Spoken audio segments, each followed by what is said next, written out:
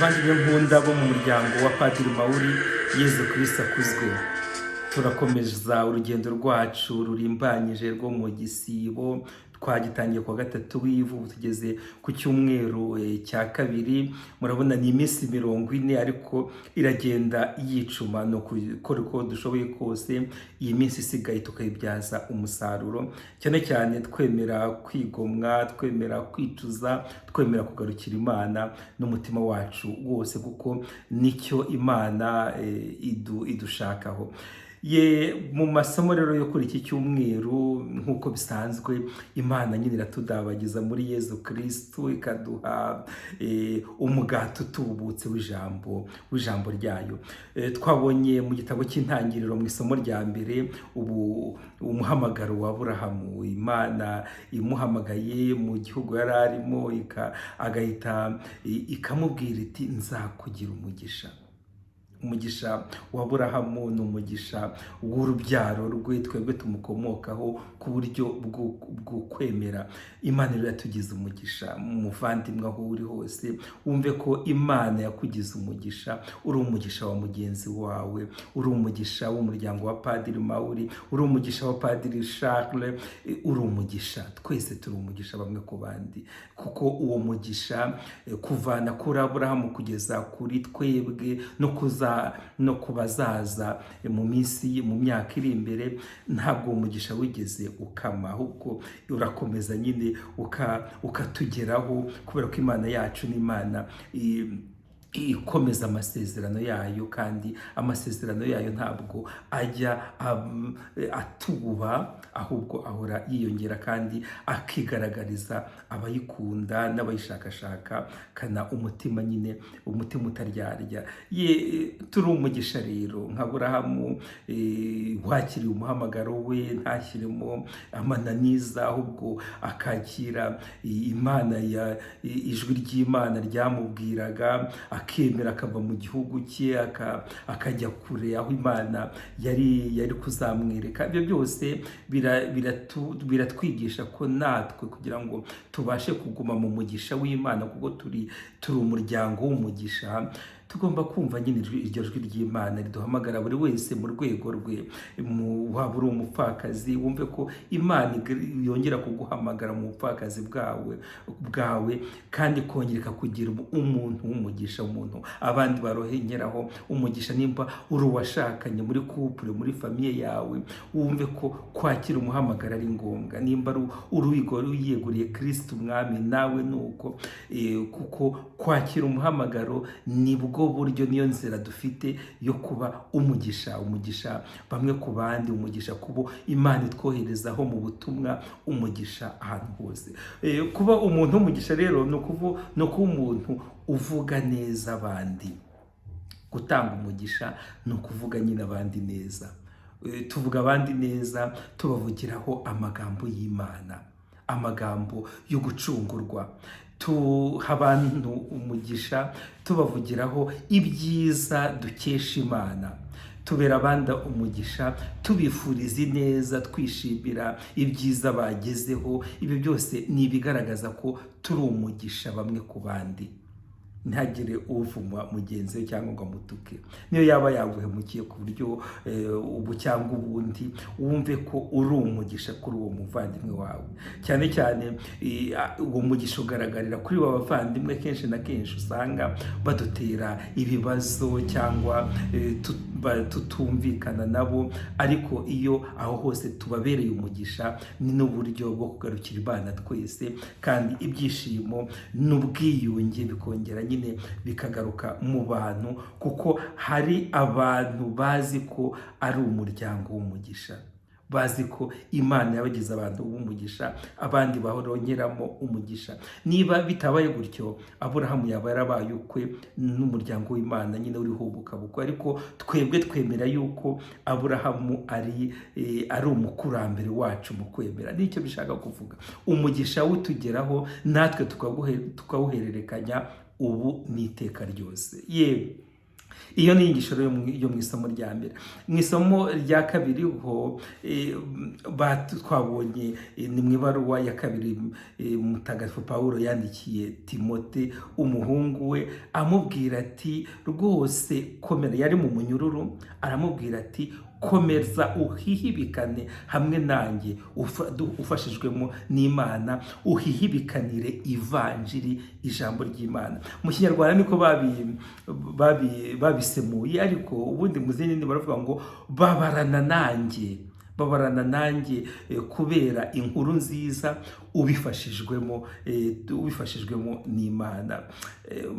Bavandi, burya kuko twese twaje muri uyu muryango wa Padiri Mauri, nyine Imana yawuduhamagayemo, birumvikana ko hari inshingano dufite, ariko ntabwo ari inshingano nyine zoroheje. Buri wese mu rwego rwe hazamo n'ingorane, hazamo n'ibigeragezo, hakabaho n'ubwo umuntu yavuga ati ariko si ibi byose kuki ngomba kubikora? Ariko guhihibikana ni ngombwa. Guhihibikana ni ngombwa kubera ijambo ry'Imana. Usanga abantu bihaye Imana, abantu bakinguriye Imana imitima yabo, usanga bahihibikana, batahihibikanira inyungu zabo, ahubwo bahihibikana kubera inkuru nziza. Maze rero muvandimwe kwa Padiri Mauri, reka mwibarize,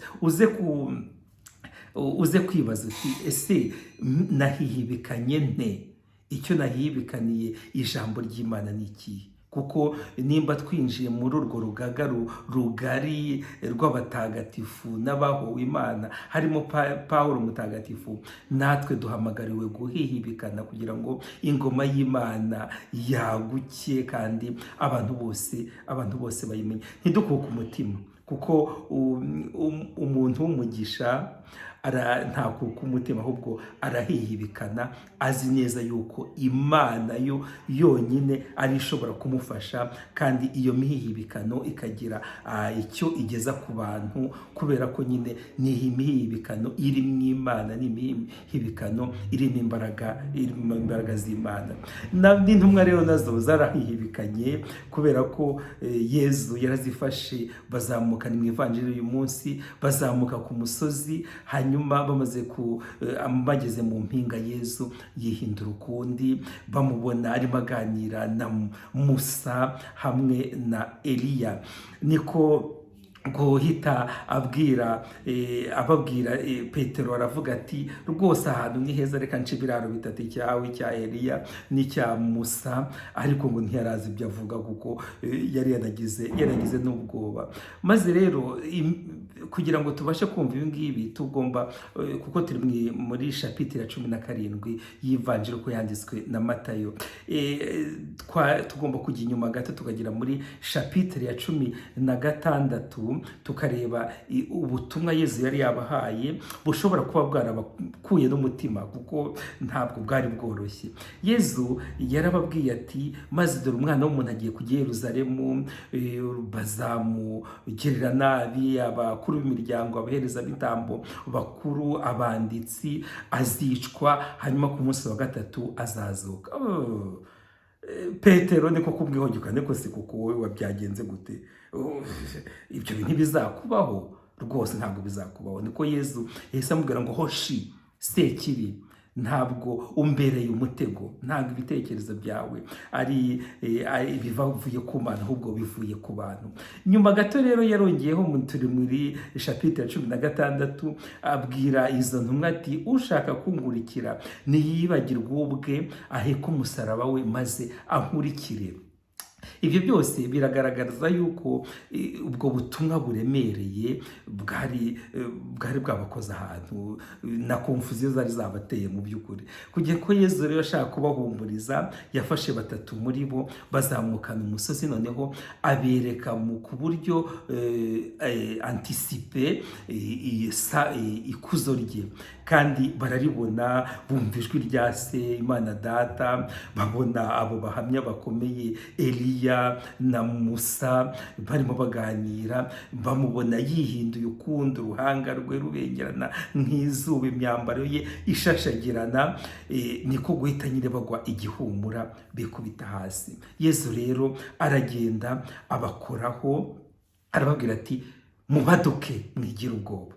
Maze rero umuvandimwe, nawe nimba uri mu bibazo bitandukanye, ibibazo by'ubuzima bitabura, wumva icyo kiganza cya Yesu kiza kikawukoraho, na Yesu akakubwira ati baduka wigira ubwoba. Kandi koko nta mpamvu yo kugira ubwoba bavandimwe, uko waba umeze kose, aho waba uri hose, nta mpamvu yo kugira ubwoba. Ndakwinginze, ikiganza cya Yesu kiradukoraho twese, kandi akongera akatubwira ati wigira ubwoba, baduka kuko ikuzo rye ni ikuzo ryacu, kandi ntabwo ashaka kwiharira ikuzo rye yeretse bariya kuri uriya musozi, ahubwo ikuzo rye arashaka kuryereka umuryango we wose, kugira ngo twese tugire ibyishimo, kandi ibyishimo byuzuye muri we. Maze rero bavandimwe, tugenda tureba amasomo y'uyu munsi, cyane cyane nkunze kubivuga, turebe ivanjiri, ariko turebe kiriya somo rya mbere ryakuwe mu gitabo